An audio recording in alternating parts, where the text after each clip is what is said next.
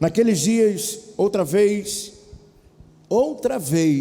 reuniu-se uma grande multidão, visto que não tinham nada para comer. Jesus chamou seus discípulos e disse-lhes: tenho compaixão dessa multidão, já faz 3 dias que eles estão comigo e nada têm para comer. Se eu os mandar para casa com fome, vão desfalecer no caminho, porque alguns deles vieram de longe.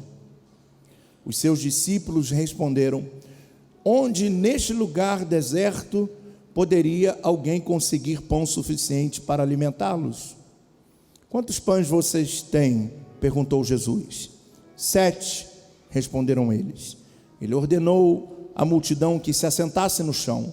Depois de tomar 7 pães e dar graças, partiu-os e os entregou aos seus discípulos, para que os servissem à multidão. E eles o fizeram.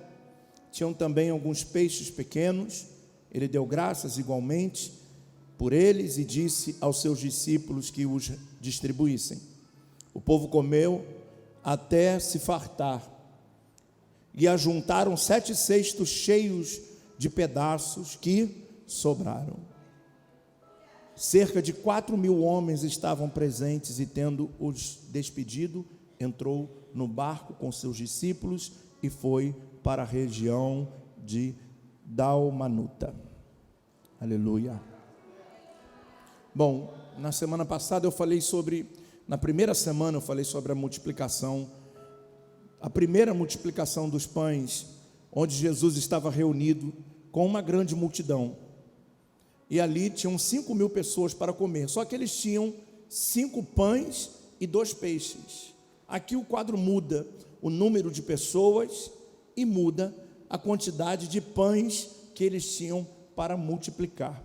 E não somente isso, mas o que mais me chama a atenção no texto, que é um outro cenário do povo que está reunido com Jesus aqui. E olha que coisa profunda. Vai falar de uma nova multiplicação. Já começa a dizer, naqueles dias outra vez. Então, outra vez, a segunda multiplicação dos pães. Não houve apenas uma.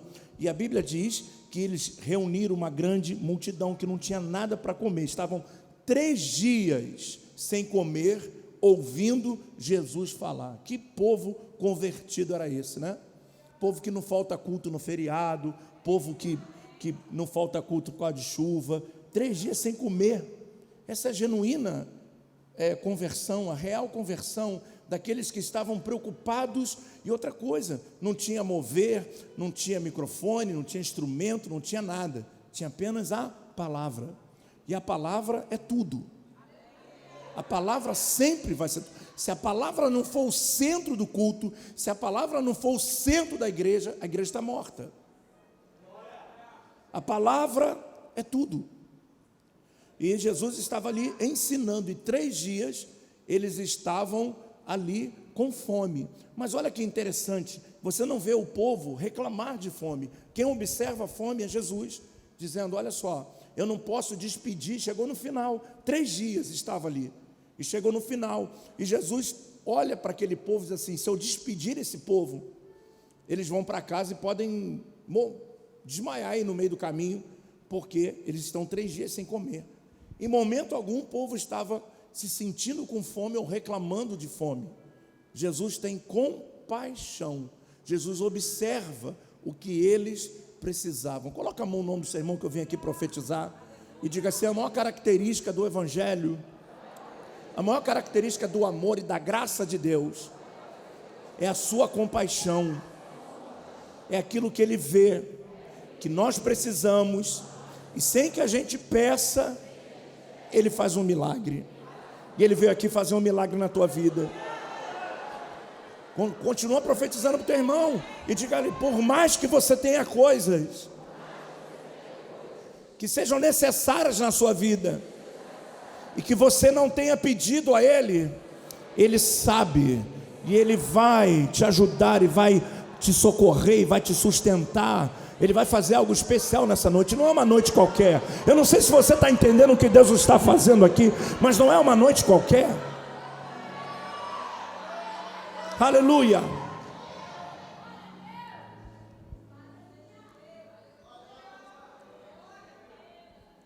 Eles estão comigo, Jesus falou, eles estão comigo, não tem nada para comer. Mas novamente ele vai aos discípulos, e novamente os discípulos estão despreparados.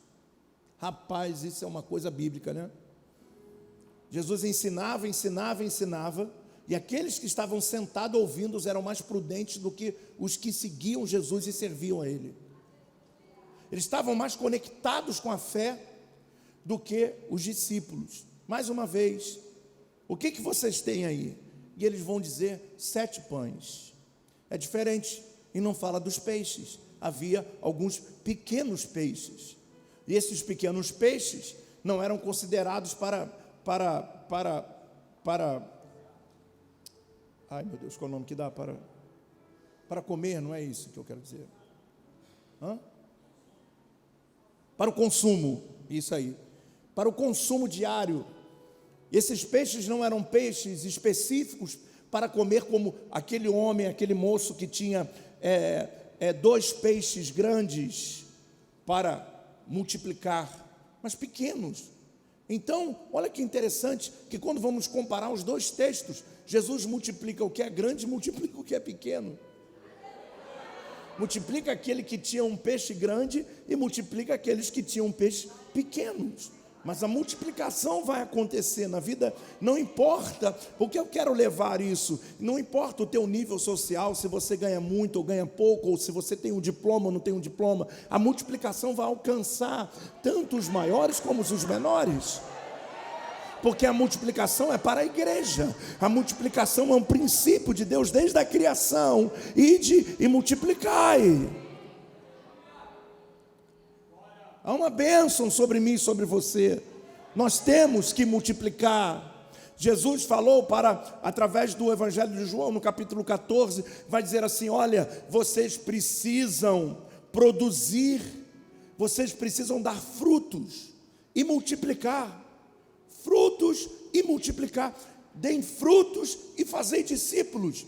Está falando de você gerar e fazer do que você gerou, aquilo multiplicar, fazer discípulos. Ide, multiplicai, né? Dê frutos e multiplica. Não adianta só dar fruto, ou não adianta multiplicar sem frutos. A obra é completa. Então Deus nos deu uma bênção, está sobre nós. Está sobre cada um, está sobre todo ser humano, inclusive sobre o ímpio.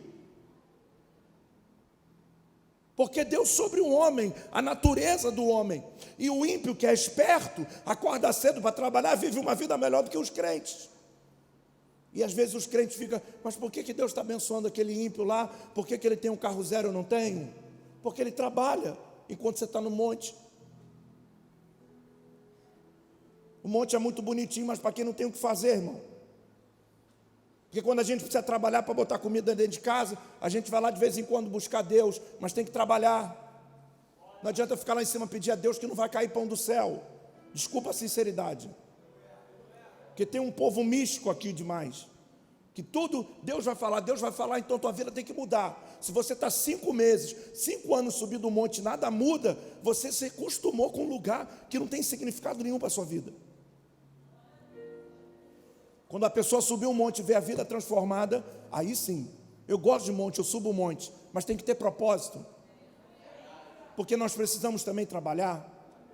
E o ímpio muitas das vezes é próspero, porque ele identificou que sobre o homem, sobre mim, sobre você, sobre cada um de nós aqui, existe a bênção para fazer a coisa acontecer. Se a coisa não está acontecendo, porque você está ficando gato mole, você não está assumindo a sua identidade de crente, porque se tu acordar de manhã e falar, Senhor, eu quero fazer algo que vai multiplicar, você vai ver as coisas que Deus vai colocar na sua mão e vai dar certo. É bem assim que acontece. Outro dia eu estava vendo um vídeo de como fazia uma decoração na parede. Eu falei, lá, o troço é muito fácil para ser verdade, né? Então o cara, não, isso é simples, qualquer um faz. E eu falei assim, cara, peguei aqui, era 4h pouca da tarde, falei, pastor Caio, vamos lá comprar esse negócio. Vamos ver se tem lá na loja. Aí tinha, aí comprei. Aí comecei a aplicar. Primeira vez, comecei a aplicar. Quando eu terminei, eu falei, uau, eu já sei fazer isso há muitos anos. Só não multiplica quem não tem disposição para fazer as coisas acontecerem. Eu aprendi mais uma profissão. Se você quiser fazer uma parede decorativa, eu faço um preço barato para você. Então são coisas que, se você não pegar e não colocar a mão para fazer, você nunca vai aprender. E a gente fica, Deus, me abençoa, me abençoa. E Deus, rapaz, eu já derramei a unção para tu multiplicar. Mas pega alguma coisa e multiplica isso. Use a fé para multiplicar. E olha que interessante, que a Bíblia vai dizer aqui, que assim, olha, alguns deles vieram de longe. E aí muda o cenário de quem estava sentado para ouvir. Na primeira multiplicação, quem estava sentado ali com Jesus? Todo o povo da Galileia. Está falando para os judeus. Está falando para o seu povo. Mas agora, ele está ministrando para os ímpios, porque ele está na parte norte da Galileia, porque vai dizer que depois eles vão para a cidade chamada Dalmanuta, que vai representar Banias. Ele está no extremo norte de Israel, e naquele extremo norte só serviam a Deus pagão. Os adoradores dos deuses pagãos estão sentados 3 dias para ouvir Jesus falar.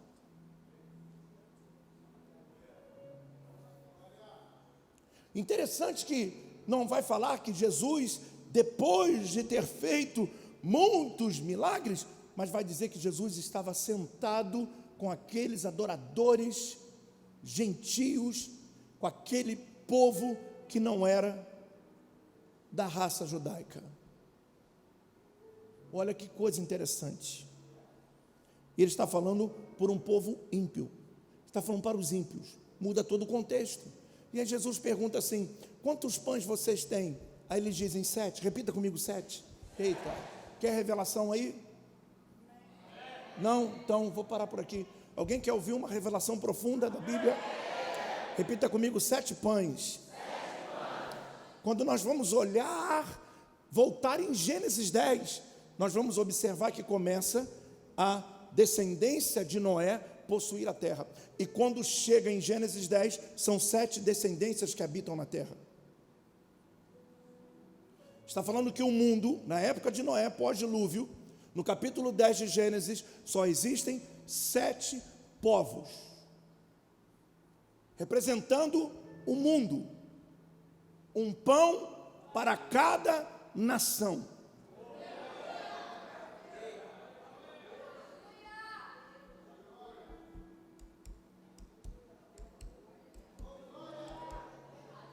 E aí pega um pouquinho de peixes.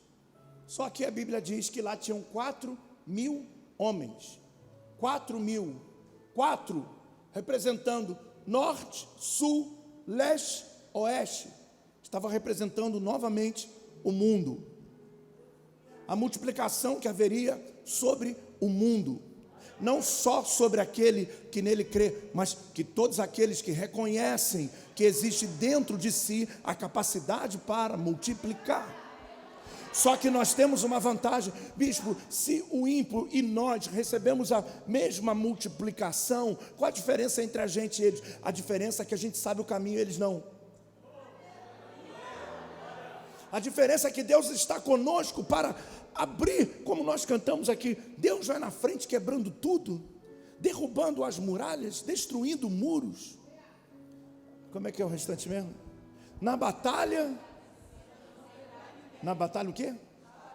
Está vencida, não tem para ninguém. Ele é o teu escudo, a força que você tem. Com ele não tem gigante, não tem terremoto, furacão, não tem diabo, nem tem dragão. Ele está comigo, Ele está contigo. Sobre nós existe a unção para multiplicar. Coloca a mão no irmão que está do seu lado e diga, receba a unção para multiplicar. De norte a sul, de leste a oeste, vai haver uma grande multiplicação, porque estamos chegando no último avivamento da igreja. Duas coisas vão marcar essa geração: a apostasia e o avivamento. Apostasia para aqueles que nunca se converteram, e avivamento para aqueles que se converteram verdadeiramente a Jesus Cristo. Está chegando esse avivamento, está chegando esse tempo, está chegando a 7ª semana de Daniel. Mas antes que ela se cumpra, que vai falar sobre o período da grande tribulação, a igreja vai ser arrebatada e nós vamos sentar com o Senhor. Aleluia, está chegando um tempo de avivamento. É tempo de você multiplicar. Onde você colocar a sua mão, a gente canta isso aqui: onde eu colocar a minha mão, abençoará. Onde eu colocar os meus pés, vou tomar por possessão. Era essa bênção que Deus deu a Israel. Se as bênçãos de Israel estão sobre a igreja, porque nós fomos enxertados na oliveira verdadeira, então eu quero dizer para você que ninguém pode te segurar, e toda a amarra do diabo vai cair por terra hoje.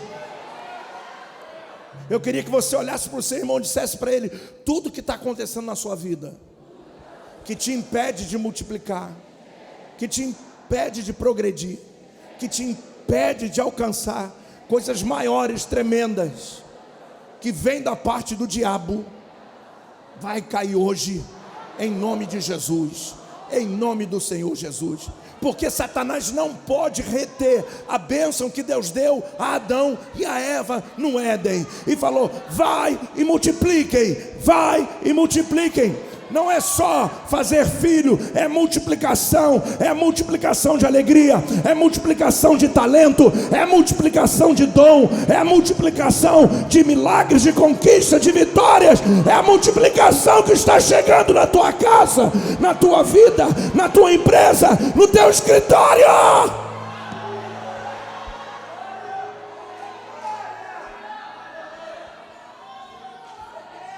Ei, aleluia! Diga glória a Deus. Diga glória a Deus. É uma coisa interessante que alguns anos atrás tinha uma pessoa que não era da igreja e sempre dizimava. Tu lembra disso? Muitos anos.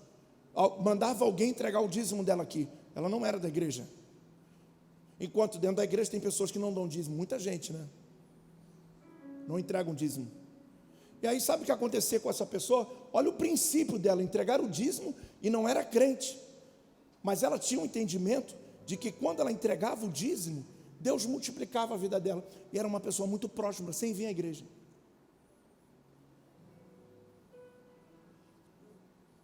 Aí o cara está dentro da igreja e não tem uma atitude de fidelidade. Aí essa palavra não tem sentido para você. O sentido dessa palavra, para quem não é fiel, é: se converta. De verdade. De verdade. Porque você não está dando para a igreja nem para mim, você está dando para Deus. Quando recebe aqui do que eu vou fazer, responsabilidade, aí Deus vai cobrar de mim. Mas até você entregar aqui, é você e Deus. E para a glória de Deus, há 15 anos que a gente toca nisso aí, com muito temor e muito tremor. E por isso essa igreja está de pé até hoje. Então eu quero fazer você entender que muitas das vezes o ímpio, ele tem uma atitude, e Jesus multiplicou os da fé e multiplicou os ímpios de longe. Ai, ai, ai. E os discípulos, o que tinham? 7 pães. Jesus pegou 7 pães, multiplicou para 4.000, que representavam a rosa dos ventos. E agora, o que acontece? Sobra o quê? Sobra 7 cestos. Então, quer dizer que Deus multiplicou o pão que o discípulo entregou e voltou um cesto para ele? Ele entregou um pão, mas tem 12 discípulos, eles só tinham 7 pães. Então, alguém comeu um pão antes do tempo e ficou assim: o que vocês têm aí? Aí um falou: eu tenho o meu aqui que eu guardei, o meu que eu guardei. O outro pegou junto com ele: Senhor, glória, repartai-vos. Por que tinha 7 se tinham 12? A conta não bate, não é verdade?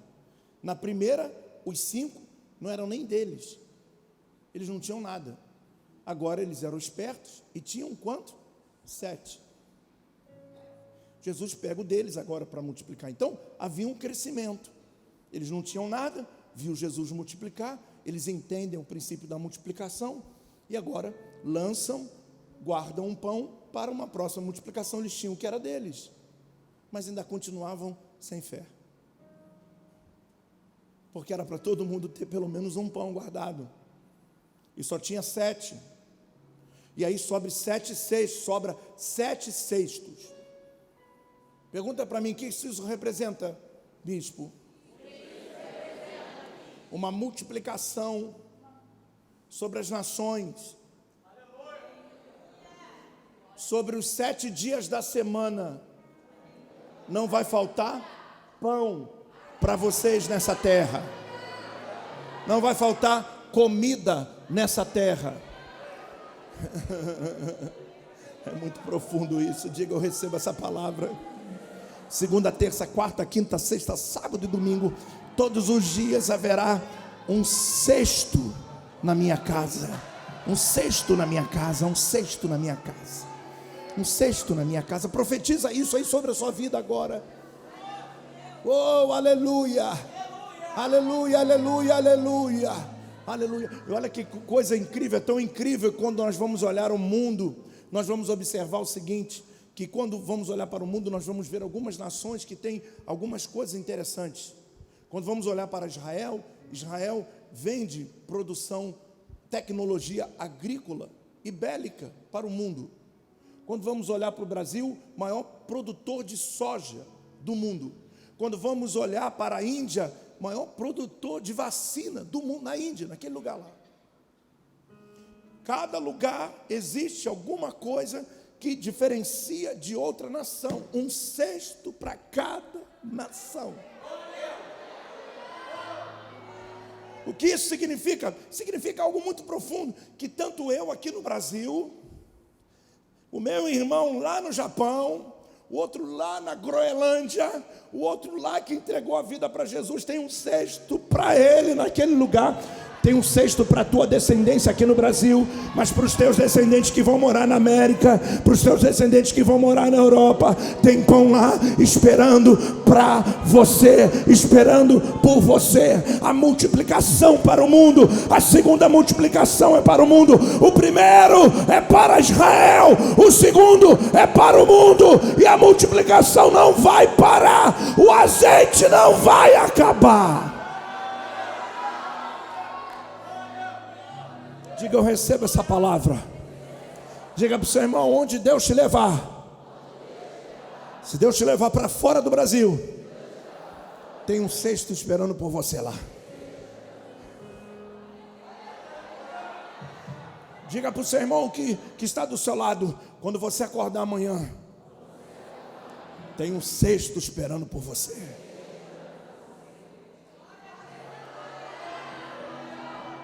Quando você acordar no sábado, tem um cesto esperando por você. Quando você acordar domingo, tem um cesto esperando por você. Mãos a obras. Olha para suas mãos. Esse é o fruto do seu trabalho. É as suas mãos. Olha para suas mãos. Diga, você é muito abençoada. Diga para ela, ô mãozinha abençoada. Aonde você tocar vai prosperar.